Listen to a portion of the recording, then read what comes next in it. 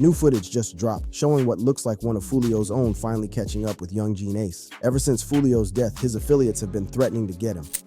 Yes, yeah. And everybody died first though. Now it looks like they finally did, and word is ATK already struck back. A lot of what's the Yungeen Ace? His boys? Yeah, been dropping like 6, 7. I've got the full breakdown. Let's get into it. Blood in the streets. New footage just dropped online showing a violent attack caught on camera, and fans are convinced it's Foolio's affiliate finally taking revenge. But before we break down everything in that footage, we need to rewind and understand how this all started. Picture this. It's May 2017 in Jacksonville, Florida, a city already known for its high crime rate and gang activity. The streets were already hot, but what happened next would spark a war that's still raging today. Zion Malik Brown, an 18-year-old associated with KTA, was killed during a home invasion on Jacksonville's west side. This wasn't just any random shooting. Zion was the cousin of Charles Andrew Jones II, better known to the world as rapper Foolio. That killing right there, that was the match that lit the whole damn powder keg. See, in the streets, blood calls for blood. And when you take someone's family, especially in the hood where loyalty runs deeper than anything else, you know retaliation is coming. And it came hard. Fast forward to June 2018, and the streets of Jacksonville witnessed one of the most brutal retaliatory attacks in the city's recent history. We're talking about the town center shooting that would change everything. Trevon Bullard, Royale Devon Smith Jr., and Jacoby Deshad Groover, all ATK members, were gunned down in what investigators believe was payback for Zion's death. But here's where it gets really personal. Trevon Bullard wasn't just any ATK member. He was the brother of Kenyatta Bullard, better known as Yungeen Ace, the leader of ATK. Now imagine being Yungeen Ace in that moment. You're a young rapper trying to make it out the hood, and suddenly your little brother gets murdered in what's clearly gang retaliation. That type of loss, that type of pain, it changes a person forever.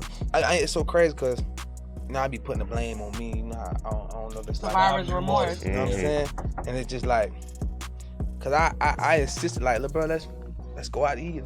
Like, it's your birthday. Yeah. You know, my best friend's birthday.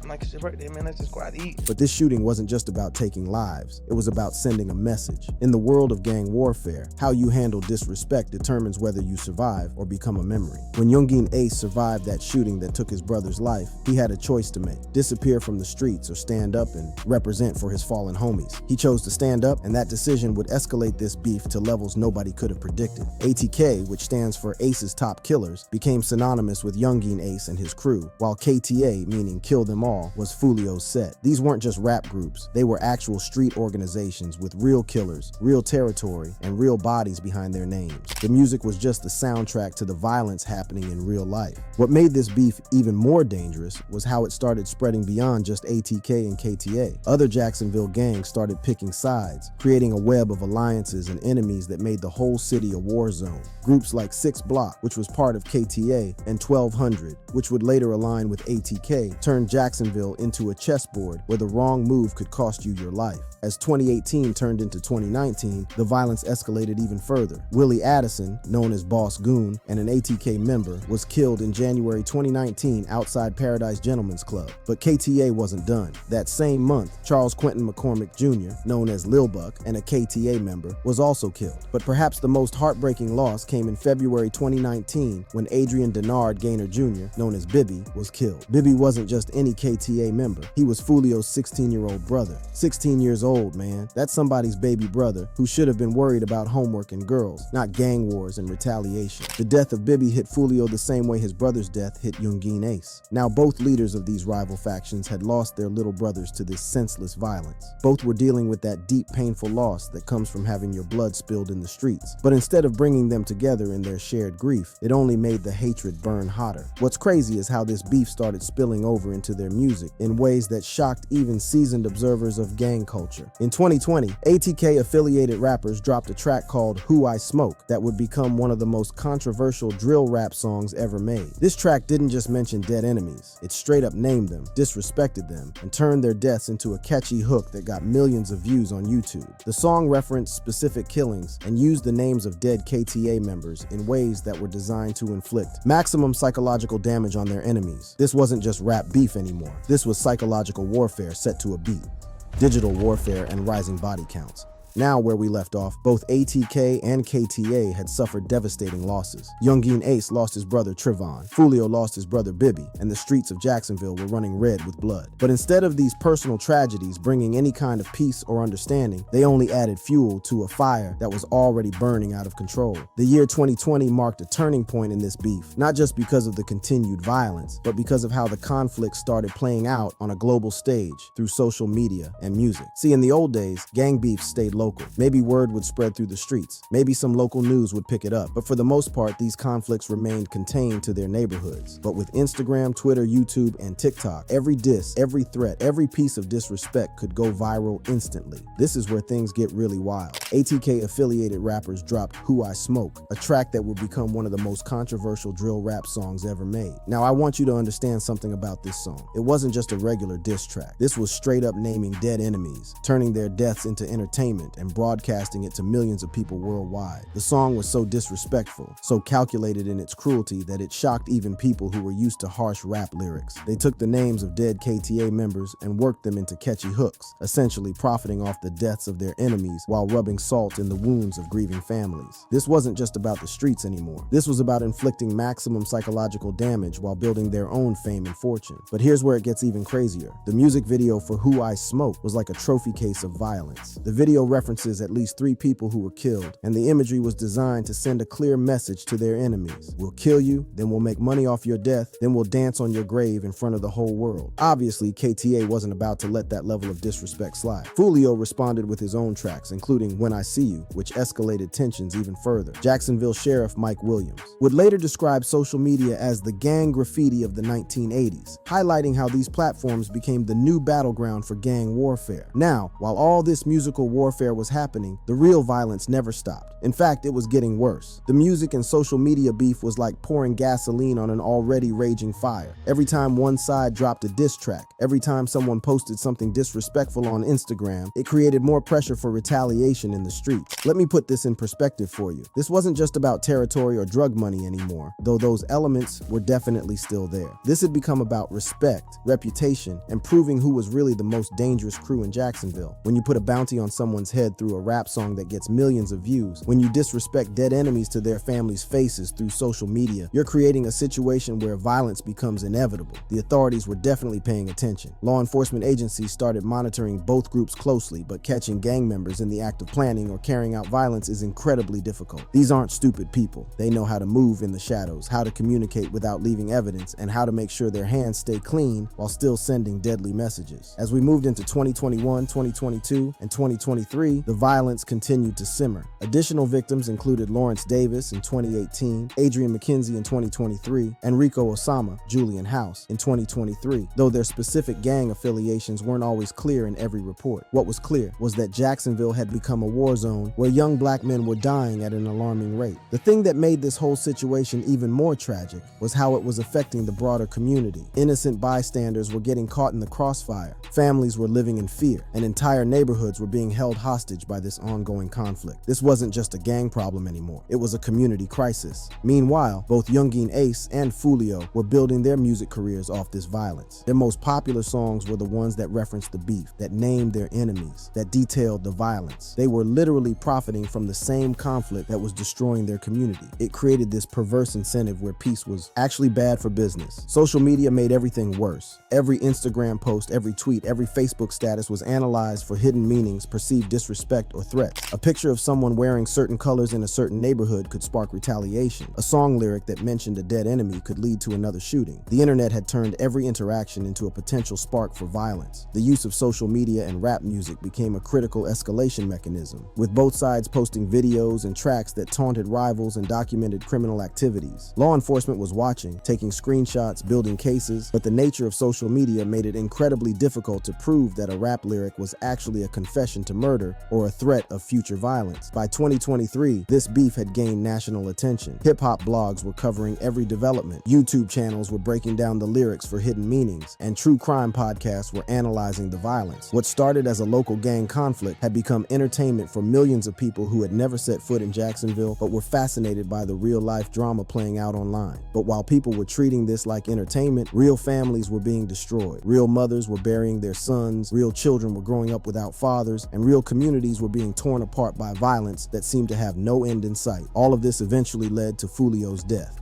the murder that shocked hip-hop. It's June 23, 2024, a date that would forever change the landscape of this conflict. Foolio was celebrating his 26th birthday, and like many young people, he was documenting his celebration on social media. Pool party start the day at 5, 6 o'clock. If you already got the address, pull up, man. You got the address, pull up. If you need the address, DM me right now. The pool party start at 5, 6 o'clock.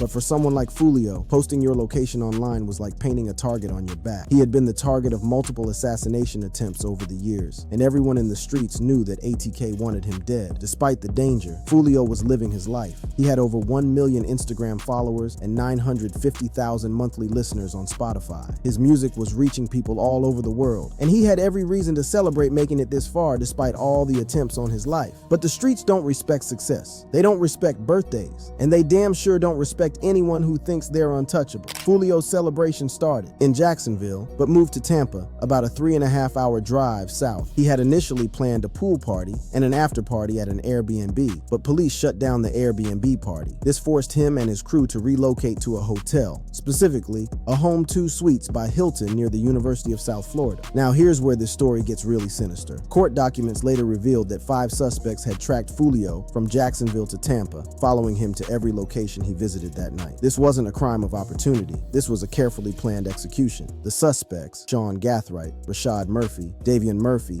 Isaiah Chance, and Alicia Andrews, had coordinated their movements using surveillance footage and phone logs. They followed him to strip clubs, they monitored his social media posts, and they waited for the perfect moment to strike. At approximately 4:40 a.m. on June 23, 2024, that moment came. Surveillance footage shows 3 masked gunmen, armed with semi-automatic rifles and a pistol, ambushing Foolio and his group in the hotel parking lot. The attackers fired at 2 vehicles, with Foolio sitting in the front passenger seat of one. He was struck multiple times and died at the scene, while 3 others were injured but survived. The assassination was swift, brutal, and professional. These weren't random street thugs acting on impulse. These were organized killers who had planned every detail of their attack. Tampa Police Chief Lee Burkhoff stated that the suspects, believed to be members of ATK and 1200, had traveled to Tampa specifically to murder Foolio as retaliation. The investigation that followed was massive. Tampa Police Department worked with Jacksonville Sheriff's Office, FBI, ATF, and local prosecutors to build their case. They used surveillance footage from the hotel and multiple Tampa nightclubs, phone logs, license plate readers, and witness statements to track down the killers. One of the most damning pieces of evidence was a text message from Rashad Murphy boasting about the murder shortly after it happened, indicating the premeditated nature of the crime. This wasn't just about revenge. These killers were proud of what they had done. The arrests started coming fast. On July 27, 2024, Sean Gathright, Isaiah Chance, and Alicia Andrews were apprehended in Jacksonville. Rashad Murphy was arrested on July 30th, 2024 after a standoff. The last suspect, Davian Murphy, remained on the run until January 2025, when he was finally captured. All 5 suspects have been charged with first-degree premeditated murder with a firearm and conspiracy to commit first-degree murder with a firearm. Even more significantly, the state of Florida has filed notices to seek the death penalty for 3 of the suspects, Isaiah Chance, Sean Gathright, and Rashad Murphy. Court documents revealed the sophisticated level of planning involved. The suspects had tracked Foolio's movements, coordinated their attack, and even had designated roles, 3 shooters and 2 lookouts. Alicia Andrews allegedly provided her phone for communication between the group, making her an essential part of the conspiracy even though she didn't pull the trigger. But here's where this story takes an even more tragic turn. The murder of Foolio didn't end the violence. It actually made things worse. On January 24th, 2025, just 7 months after Foolio's death, 7-year-old Brayan Allen was killed in crossfire linked to the same gang feud. 4 men, Keith Fields, Donnell Larkins, Keith Johnson, and Zarad Sykes, all associated with 6 Block, were arrested for targeting an ATK associate and accidentally killing an innocent child, a 7-year-old baby man. That's what this beef has come to, killing children. The motive was linked to a song called 6 Ways to Die that insulted 6 Block by referencing dead members, showing how music continues to fuel this deadly cycle of retaliation. The murder of Foolio has had a profound impact on Jacksonville and the hip-hop community. Professor Andrew Carswell from Florida State College at Jacksonville wrote an opinion piece expressing his shock upon learning that one of his top students, Sean Gathright, was arrested for the murder. He highlighted the broader societal issue,